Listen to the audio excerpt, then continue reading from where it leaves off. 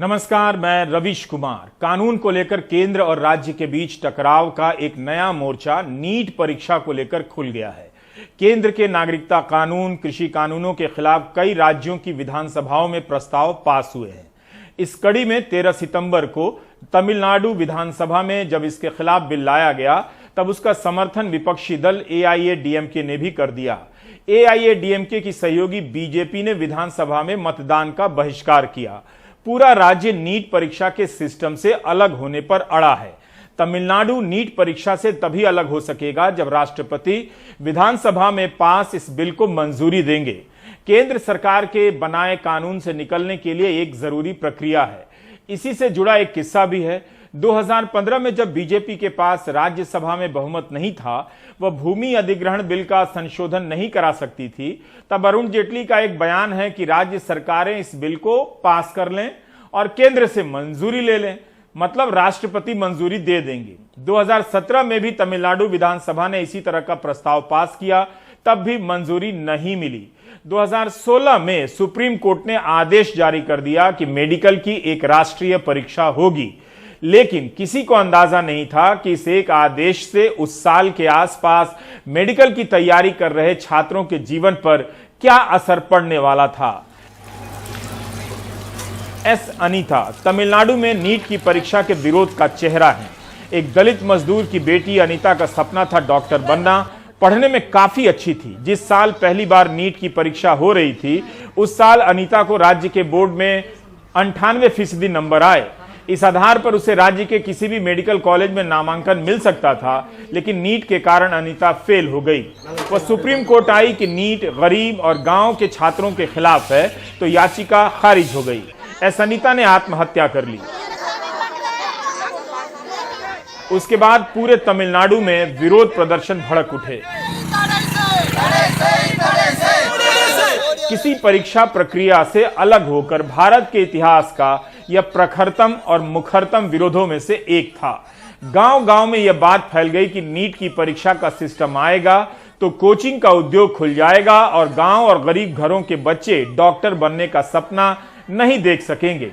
इस विरोध प्रदर्शन को आप इस नजर से भी देख सकते हैं कि यह भारत का अकेला ऐसा विरोध प्रदर्शन है जो शिक्षा को पैसे वालों के हाथ में जाने से रोकने के लिए संघर्ष कर रहा है। तब से अनीता तमिलनाडु में नीट की परीक्षा के विरोध का प्रतीक बनी है। 2019 के जून में भी तमिलनाडु में 3 छात्राओं ने नीट की परीक्षा के बाद आत्महत्या कर ली। तीनों लड़कियां थीं। रितु के पिता कपड़ा फैक्ट्री में दिहाड़ी मजदूरी करते थे। मोनिशा और वैश्या के पिता मछुआरे थे। चारों लड़कियां गरीब घरों की थीं, मेधावी थीं, लेकिन कोचिंग और सॉल्वर गिरोह की जाल में फंसे नीट ने उनकी जिंदगी लील ली। मीडिया रिपोर्ट के अनुसार पिछले कुछ वर्षों में तमिलनाडु में 15 छात्रों ने इस हताशा में आत्महत्या कर ली है कि वे नीट की परीक्षा पार नहीं कर सकते। इसलिए नीट परीक्षा को लेकर तमिलनाडु का विरोध केवल राजनीतिक नहीं है। इसके पहले वहां मेडिकल में प्रवेश बोर्ड की परीक्षा के आधार पर मिलता था, जिसके लिए गरीब छात्रों को महंगी कोचिंग के जाल में नहीं फंसना पड़ता था। वे अपनी प्रतिभा के दम पर डॉक्टर बन सकते थे, लेकिन नीट ने उनकी दुनिया बदल दी। अक्टूबर 2019 में टाइम्स ऑफ इंडिया के चेन्नई ब्यूरो के रघुरमन ने लिखा था कि राज्य में नीट के कारण कोचिंग के 10,000 से अधिक ट्रेनिंग सेंटर शुरू हो गए। 500 करोड़ से भी अधिक का कारोबार हो गया है।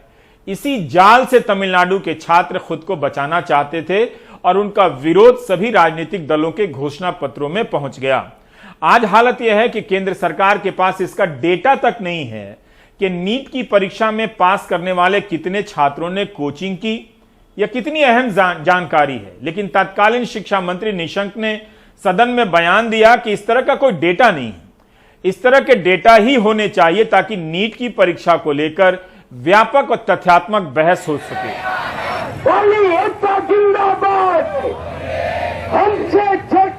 खबरों में आपने देखा होगा कि मुख्यमंत्री रहते हुए नरेंद्र मोदी ने नीट की परीक्षा की कल्पना का विरोध किया था, जिस तरह से जीएसटी का किया था। लेकिन यह तस्वीर 2017 के साल की है। उस साल गुजराती माध्यम के छात्रों के माता पिता भी सड़कों पर उतरे थे। उनकी मांग यह थी कि राज्य के मेडिकल कॉलेज में गुजराती माध्यम के छात्रों और सीबीएसई के छात्रों का अलग अलग मेरिट लिस्ट बने। हर जगह सीबीएसई स्कूल के ही छात्र भर गए हैं। उस साल गुजराती, ओडिया, बंगाली, मराठी, तेलुगु, तमिल के छात्रों के लिए अलग अलग प्रश्न पत्र बने थे। कुछ के प्रश्न ज्यादा ही कठिन हो गए थे। तब यह मांग उठी थी कि हर भाषा के सवाल का एक ही स्तर होना चाहिए। तेलंगाना के 120 छात्रों को अंग्रेजी और हिंदी माध्यम के प्रश्न पत्र दे दिए गए, जबकि उन्होंने तेलुगु माध्यम से परीक्षा का फॉर्म भरा था। नीट के सवाल अलग अलग भाषाओं में आते हैं, लेकिन अलग से कोई डेटा नहीं मिलता कि किस भाषा के कितने छात्रों ने परीक्षा पास की है। सरकार को बताना चाहिए ये सब कि नीट की परीक्षा में पास होने वाले कितने छात्रों ने कोचिंग की है, कितने छात्र गुजराती, तमिल, तेलुगु और मराठी भाषा के हैं। यह परीक्षा किस तरह की खाई पैदा कर रहा है। 2019 में तत्कालीन शिक्षा मंत्री निशंक ने एक जवाब में कहा था कि नीट की परीक्षा में सीबीएसई के छात्र काफी आगे निकल चुके हैं। वो बता रहे हैं, उनका आंकड़ा बता रहा है कि सीबीएसई से इस परीक्षा में भाग लेने वाले छात्रों में से 75.9% छात्र सफल हो गए। सीबीएसई के छात्रों की सफलता संख्या ज्यादा थी। राज्य बोर्ड से नीट में भाग लेने वाले 50.5% छात्र ही पास हो सके। तमिलनाडु की आशंका हवा हवाई नहीं है। वहां बहस का मुद्दा यही है कि नीट के कारण जो पैसा खर्च करेगा, परीक्षा वही पास करेगा। इस परीक्षा में बराबरी का अवसर नहीं है। जून महीने में तमिलनाडु सरकार ने हाईकोर्ट के रिटायर्ड जस्टिस AK राजन की अध्यक्षता में एक कमेटी बनाई कि वो अध्ययन करे कि नीट की परीक्षा का क्या असर पड़ता है, खासकर पिछड़ी जातियों के छात्रों पर। उनकी रिपोर्ट बता रही है कि यह परीक्षा किस तरह गांव और गरीब घरों के छात्रों के खिलाफ है। नीट का जो मुख्य मकसद था कि करोड़ों रुपए की कैपिटेशन फीस खत्म हो जाएगी, वो हुआ नहीं। उसकी जगह पर अब रेगुलर फीस ली जा रही है। 50 लाख की जगह अब करोड़ रुपए लिए जा रहे हैं। जस्टिस राजन इस धारणा को भी ध्वस्त करते हैं कि नीट से केवल प्रतिभाशाली छात्रों का ही चयन होता है। सैम डैनियल की यह रिपोर्ट देखिए। तमिलनाडु के वेल्लोर की 17 साल की इस लड़की का एक ही सपना था, डॉक्टर बनकर लोगों की सेवा करना। लेकिन सपना पूरा न होने की आशंका में उसने अपनी ही जान ले ली। उसे डर था कि रविवार को हुई नीट मेडिकल प्रवेश परीक्षा में वो पास नहीं हो पाएगी। वो पढ़ने लिखने में होशियार थी। 12वीं में बहुत शानदार नंबरों से पास हुई थी। माता पिता दिहाड़ी मजदूर हैं। उनकी 3 बेटियां थीं, लेकिन वो सबको कॉलेज तक नहीं पढ़ा पाए। बस यही थी जो परिवार में डिग्री हासिल करने वाली पहली होती। नीट के इम्तिहान के बाद से वो बहुत परेशान थी। माता पिता ने समझाया भी, लेकिन उसके सपनों का बोझ ही उसकी जिंदगी पर भारी पड़ गया। उसने कहा, माँ मैं डॉक्टर बनना चाहती हूँ, लेकिन नीट बहुत मुश्किल है, मैं नहीं कर पाऊंगी। मैंने उसे कहा कि कोई बात नहीं।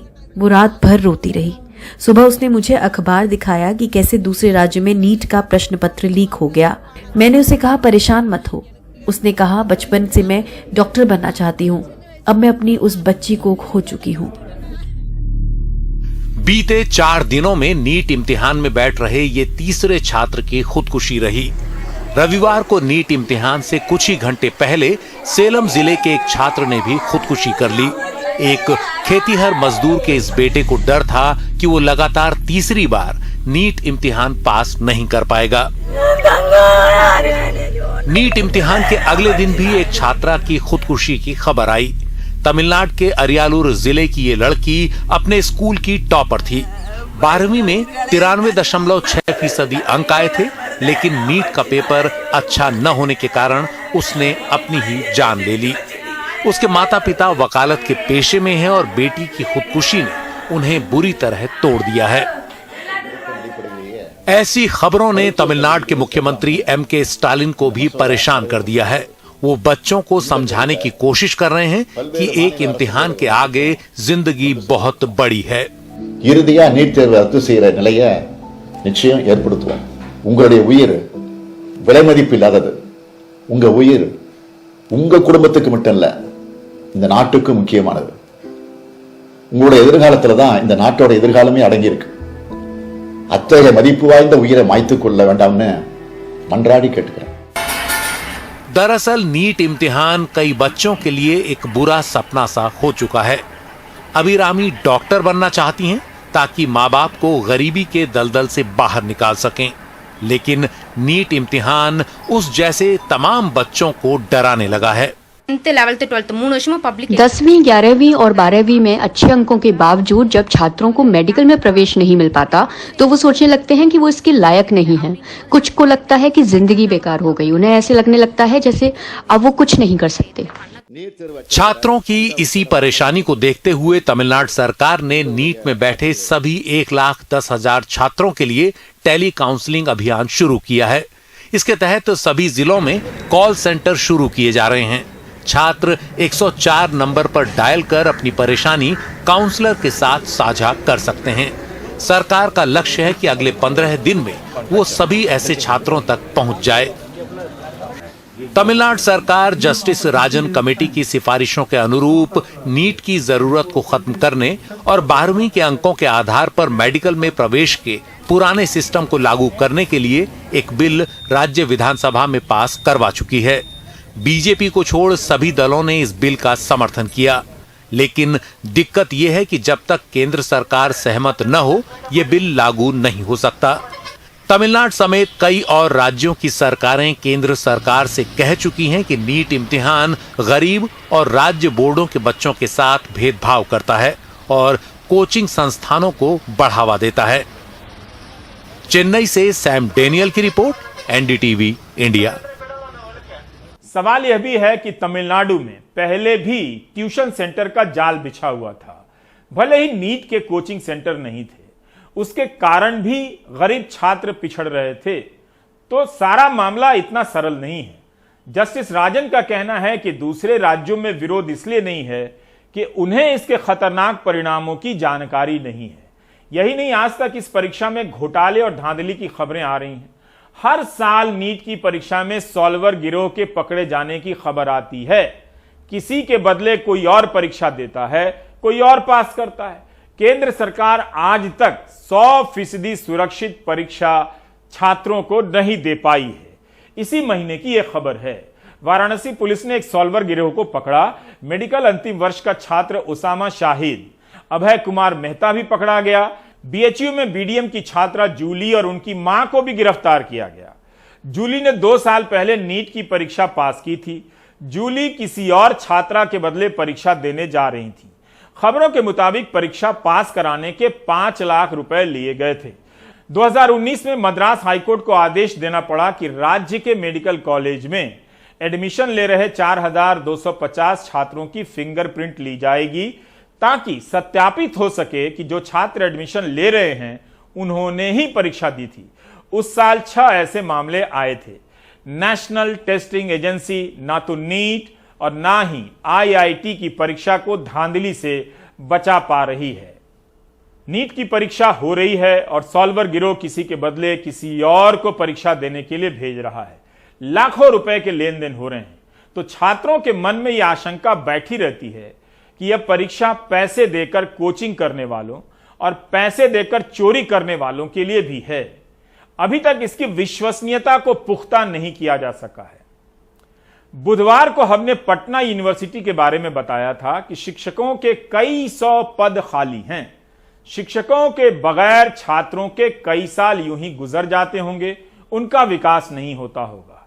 जानबूझकर छात्रों को पीछे रखने का यह जुगाड़ है, जिसके लिए सरकार से लेकर वहां का समाज दोनों काफी मेहनत कर रहे हैं कि हमारे बच्चे आगे ना निकल जाएं। हमारे सहयोगी हबीब आज भी पटना यूनिवर्सिटी गए। यह साइंस कॉलेज बिहार के छात्रों का सपना होता था कि यहां पढ़ना। आज भी यहां पढ़ने के लिए वही सपना देखा जाता होगा, लेकिन अब वो साइंस कॉलेज नहीं रहा। इसकी खूबसूरत इमारतें किसी भव्य संस्थान का इशारा देती हैं, लेकिन भीतर की हालत बता रही है कि सरकार ने तय कर लिया है कि साइंस कॉलेज को भी डंप कर देना है, कूड़े में डाल देना है। साइंस कॉलेज के केमिस्ट्री डिपार्टमेंट का कितना नाम था, लेकिन आज इसकी प्रयोगशाला में छात्रों को सिखाने के लिए कोई शिक्षक नहीं है। छात्र खुद से ही कुछ कुछ कर लेते हैं। बाकी प्रयोगशाला की छत जर्जर हो चुकी है और जरूरी चीजें भी नहीं होती। नई यूनिवर्सिटी के नाम पर युवाओं में सांप्रदायिक जोश फैला देने वाले नेता कभी इन युवाओं को अपने साथ इन जगहों पर नहीं लाते जिन्हें थोड़ी सी मदद में बेहतर किया जा सकता था। साइंस कॉलेज में 1800 छात्र पढ़ते हैं, आधी लड़कियां हैं। कितनी मेहनत से लड़कियां पटना और पटना के साइंस कॉलेज तक पहुंचती होंगी, उन्हें पता भी नहीं होगा कि इस कॉलेज का साइंस खत्म हो चुका है। यहां पर शिक्षकों के मंजूर पदों की संख्या 91 है, लेकिन है 29 टीचर, 61 टीचर नहीं हैं। इनकी जगह 16 गेस्ट फैकल्टी हैं। हबीब की मुलाकात अभय कुमार से हुई, जो केमिस्ट्री विभाग में काम करते हैं और पटना विश्वविद्यालय के शिक्षक संघ के महासचिव हैं। अभय का कहना है कि 70% शिक्षक नहीं हैं, जितने नए आए उससे कहीं ज्यादा रिटायर हो गए। टीचर पर इतनी भार है कि वह रिसर्च में समय नहीं दे पाता है। सबसे बड़ी चीज, एक क्लास से निकलो दूसरे क्लास में जाओ, यह स्थिति है। और फिर कहा भी जाता है कि बिहार में जो है सभी हायर एजुकेशन का जो है सो स्थिति गर्त में है। ये शिक्षक के कारण नहीं है, ये बिहार सरकार को इस बात पर सोचना चाहिए कि अगर हायर एजुकेशन को बचाना है तो प्रॉपर जितनी स्ट्रेंथ है। दूसरी बात, सभी विश्वविद्यालयों में प्रोफेसर और एसोसिएट प्रोफेसर की पद है। जैसे हम केमिस्ट्री डिपार्टमेंट के टीचर हैं तो यहाँ पीजी डिपार्टमेंट में 2 प्रोफेसर, 4 एसोसिएट प्रोफेसर की पद है। उसी तरह से साइंस कॉलेज केमिस्ट्री डिपार्टमेंट में 1 प्रोफेसर और 4 एसोसिएट प्रोफेसर की पद है। इस पद पर बहाली जो टोटल स्ट्रेंथ का 30% होता है, इस पर आज विगत 30 वर्षों से नियुक्ति नहीं होती। लैब में केमिकल की बहुत भारी कमी है। ये तो शिक्षकों का काम नहीं है, ये विश्वविद्यालय का काम है। विश्वविद्यालय फंडिंग नहीं कर रही है। जो लैब में अगर हम लैब करेंगे तो कैसे करेंगे? हमारे पास कोई एसिड नहीं है। जो भी केमिकल है आज से 50 वर्ष पुराना है, जो पुराना साइंस कॉलेज का था उसी के भरोसे से, और पुराना इक्विपमेंट है। पहले हम लोग डिस्टिल्ड वाटर आज भी उसी तरह से कर रहे हैं पुराने वाले टेक्निक से, जबकि अब आज तो नया डिस्टिलेशन मशीन वगैरह आ गया है। माइक्रोवेव का कमी है यहाँ पे। जो हम सिंथेसाइज किसी कंपाउंड का करेंगे तो जो हम 5 मिनट में कर सकते हैं, आज भी हम उस चीज़ को यहाँ पे 2 घंटा तक हीट करके करते हैं। हमारे पास लैब में अपैरेटस की बहुत कमी है और केमिकल की भारी कमी है। यहाँ पे जो गुणवत्ता होनी चाहिए थी वो नहीं है, कहीं ना कहीं उसमें हम पीछे रह रहे हैं।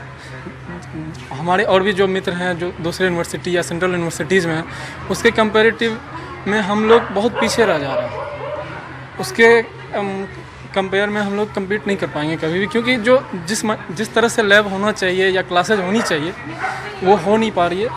मुझे ठीक पता है कि ऐसी रिपोर्ट दिखाने से ना तो समाज पर असर पड़ता है ना सरकार पर।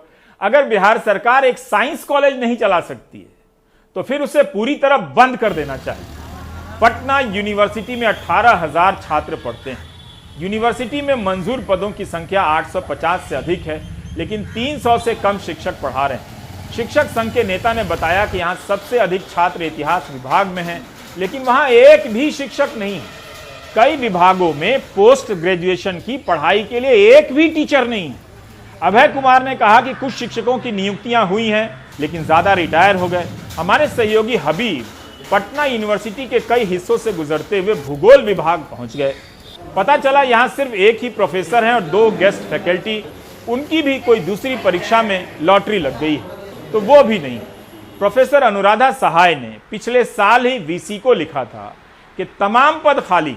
छात्रों के अनुभव सुनकर लगा कि भारत में छात्रों का भविष्य सरकारी तौर पर बर्बाद किया जा सकता है और फिर उन्हीं छात्रों को बेवकूफ बनाया जा सकता है कि भारत विश्वगुरु बनने वाला है। कई साल इसी तरह बैच के बैच बिना टीचर के पास हो रहे हैं, वे भी पास कर जाएंगे।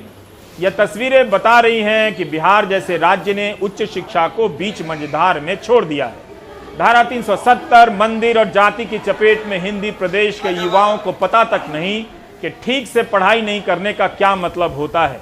दुनिया के दूसरे छात्र इस उम्र में उनसे कितने आगे निकल चुके हैं। लेकिन इंटीग्रेटेड डिपार्टमेंट होने के कारण, जैसे अंडर ग्रेजुएट का क्लास और एमए का भी क्लास होता है, पोस्ट ग्रेजुएट का भी, तो इसमें काफ़ी ज़्यादा और प्रैक्टिकल सब्जेक्ट्स है तो काफ़ी टीचर की हमें ज़रूरत रहती है। हमको 7 टीचर की ज़रूरत है 7 पीजी में। अच्छा पीजी में वैकेंसी है 17 वैकेंसी है। तो उसमें हमको यही दिक्कत लग रही है कि मतलब आगे कैसे क्या होगा। अगर हम डिपार्टमेंट खोल भी देते हैं फुल फ्लेजेड क्लास के लिए, चूँकि अंडर ग्रेजुएट और पोस्ट ग्रेजुएट दोनों, तो इसके टीचर सब दोनों जगह जाते हैं क्लास लेने के लिए, तो हम किसको भेजेंगे? यहाँ टीचर की संख्या ही बहुत कम है। मैं अपने डिपार्टमेंट की बात करूँ, मैं एंशिएंट इंडियन हिस्ट्री और आर्कियोलॉजी की बात कर रहा हूँ, तो इस विषय में मैटर भी पर्याप्त नहीं मिल पाता है, लाइब्रेरी से भी सहयोग नहीं मिल पाता है, तो फुल्ली हम लोगों को टीचर पे डिपेंड रहना पड़ता है, क्योंकि न इसका गेस्ट पेपर, न क्वेश्चन बैंक में पोर्शन है और न ही इसका कोई पासपोर्ट वगैरह उपलब्ध है। तो हम लोग को फुल्ली रूप से टीचर पे डिपेंड होना पड़ता है और हमारे डिपार्टमेंट में टीचर की बहुत कमी है। जहाँ मतलब कम से कम 15 टीचर होने चाहिए, वहाँ 3 ही टीचर है जो गेस्ट फैकल्टी हैं और फुल्ली उन्हीं पे डिपेंड होना पड़ता है। हिंदी डिपार्टमेंट जितनी भी फैकल्टियाँ हैं वो नहीं है। जैसे मैं 10 लोग हिंदी में पढ़ते हैं, हिंदी में पढ़ाने वाले टीचर नहीं है। एक रतन सर थे जो हिंदी में हम लोगों को सारे कंटेंट प्रोवाइड कराते थे, वो भी डेथ कर गए कोरोना के पीरियड में। ऑनलाइन क्लासेस बहुत कम हुए भी हैं तो वो भी प्रैक्टिकली नहीं हुए हैं, और जितने भी प्रैक्टिकल रूम हैं वो भी हम लोगों को दिखाया नहीं जाता है और पढ़ाया भी नहीं जाता है, क्योंकि कोरोना भी मान सकते हैं एक टीचर की कमी सबसे ज़्यादा है यहाँ पे, क्योंकि एचओडी के बाद यहाँ पे पढ़ाने वाला कोई है ही नहीं हम लोगों को। पटना यूनिवर्सिटी की ऐसी हालत पर पहले भी दिखा चुका हूं, इस बार इसलिए दिखा रहा हूं ताकि आपको बता सकूं कि इस यूनिवर्सिटी की हालत अब भी खराब है। इसका इतिहास ही अब थोड़ा बहुत गाने लायक बच गया है, वर्तमान कुछ दिखाने लायक बचा नहीं। पटना यूनिवर्सिटी के वाइस चांसलर इसी यूनिवर्सिटी के छात्र हैं, उनसे बेहतर कौन तुलना कर सकता है तब के उत्थान को, अब के पतन को। लेकिन मैं दावे के साथ कह सकता हूं कि वीसी के कमरे को आप देखेंगे तो आप किसी खंडर हो चुकी यूनिवर्सिटी को देख रहे हैं, ऐसा बिल्कुल नहीं लगेगा। जिस तरह से यूनिवर्सिटी के बर्बाद होने से फर्क नहीं पड़ता, उसी तरह से लोगों को अब इस बात से फर्क नहीं पड़ता कि न्यूज लॉन्ड्री, न्यूज क्लिक के दफ्तरों में छापे पड़ रहे हैं। गरीबों के लिए काम करने वाले हर्षमंदर के दफ्तर पर, घर पर छापे पड़ रहे हैं तब जब वे विदेश में हैं।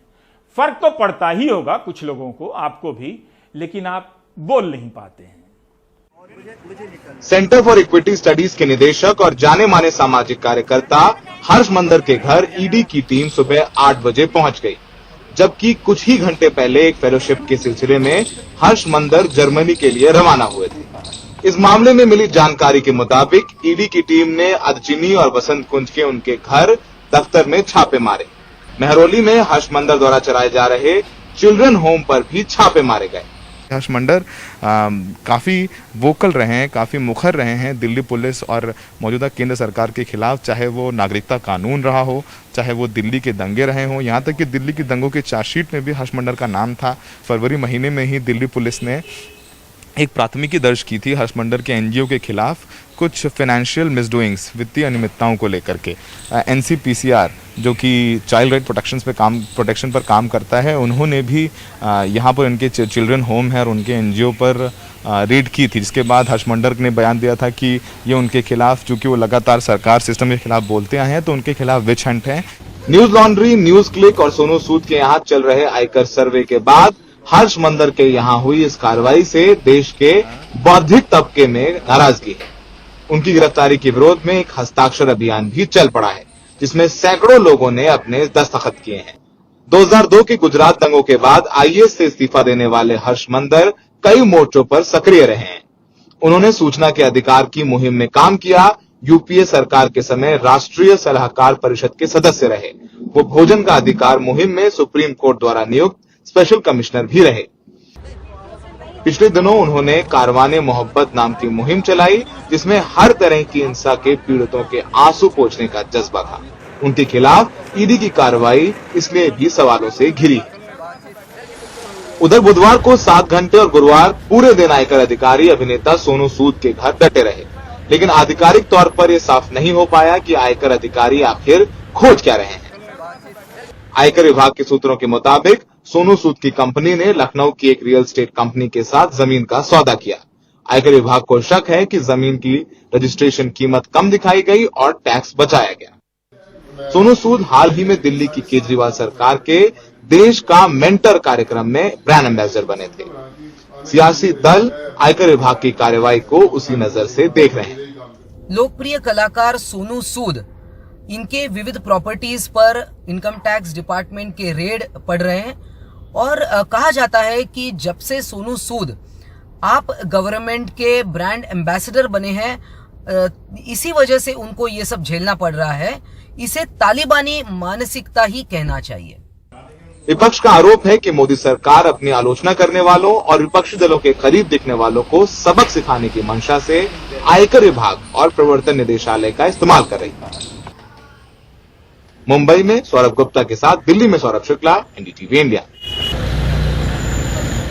तमाम सामाजिक मानवाधिकार संगठनों ने हर्ष मंदर के यहां पड़े छापों की निंदा की है और उनके समर्थन में खड़े होने की प्रतिज्ञा दोहराई है। 2020 के अप्रैल मई महीने में जब पैदल चलते लोगों के लिए सोनू सूद आगे आए तो सबने देखा कि सोनू ने कितनी मदद की। जैसे ही सोनू सूद दिल्ली सरकार के कार्यक्रम के ब्रांड एम्बेसडर बने, उनके घर भी छापेमारी होने लग गई। अगर आप अब भी यकीन करते हैं कि कानून अपना काम कर रहा है, किसी और का नहीं, तो आप काफी स्मार्ट हैं, उस स्मार्ट सिटी से भी स्मार्ट जो कहीं दिखती नहीं है। ब्रेक ले लीजिए।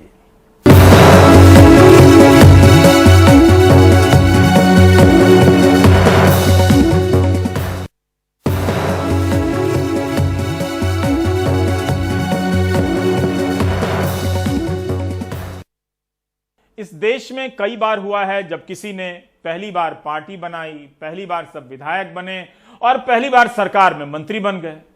गुजरात मंत्रिमंडल में जो बदलाव हुआ है उससे गोदी मीडिया को एक लाभ हुआ है। जो गोदी मीडिया कोविड के समय गुजरात की हालत पर बात नहीं कर पा रहा था, वो मंत्रिमंडल के बहाने मास्टर स्ट्रोक का बखान कर रहा है। दरअसल देखा यह जाना चाहिए कि नीतियों में क्या बदलाव होने वाला है। पहले कहां से नीतियां तय होती थीं और अब कहां से होने लगेंगी। पहले की असफलता क्या उसी मास्टर की है जो आज की सफलता उस मास्टर के नाम की जा रही है। गुजरात की कहानी वो नहीं जो बताई जा रही है, वो है जो लोग नहीं बता पा रहे हैं। बीजेपी आलाकमान ने गुजरात में पूरी सरकार बदल डाली। मुख्यमंत्री से लेकर नीचे सभी मंत्रियों तक कोई भी पुराना चेहरा नई सरकार में नहीं है। पहली बार विधायक बने भूपेंद्र पटेल मुख्यमंत्री हैं और उनके साथ 24 नए मंत्री होंगे, 10 कैबिनेट और 14 राज्य मंत्री। लेकिन किसी को प्रशासन का कुछ खास अनुभव नहीं है। गुजरात राज्यना मुख्यमंत्री तरीकेना मारा कर्तव्यों। गांधीनगर में एक खास समारोह में सभी मंत्रियों को शपथ दिलाई गई। हूँ राजेंद्र सूर्यप्रसाद त्रिवेदी, हूँ जितेंद्र भाई सौजी भाई वाघाणी। इससे पहले लगातार ये सस्पेंस बना रहा कि पिछली सरकार में उप मुख्यमंत्री नितिन पटेल नई सरकार में रहेंगे या जाएंगे। लेकिन बीजेपी आलाकमान का निर्देश साफ दिख रहा है, कोई रिपीट नहीं होगा, यानी बाकियों की तरह नितिन पटेल भी आउट। गुजरात सरकार में अधिकतम 27 मंत्री हो सकते हैं। भूपेंद्र पटेल समेत 25 की जगह पूरी हो चुकी है। बाकी 2 मंत्री पद आगे की राजनीति में कभी बैलेंस बनाने के काम आ सकते हैं। गुजरात की नई सरकार पर मुहर दिल्ली में लगी। मंत्री पद के लिए सभी नामों को मंजूरी सीधे पहले संगठन महासचिव BL संतोष और फिर अमित शाह से मिली।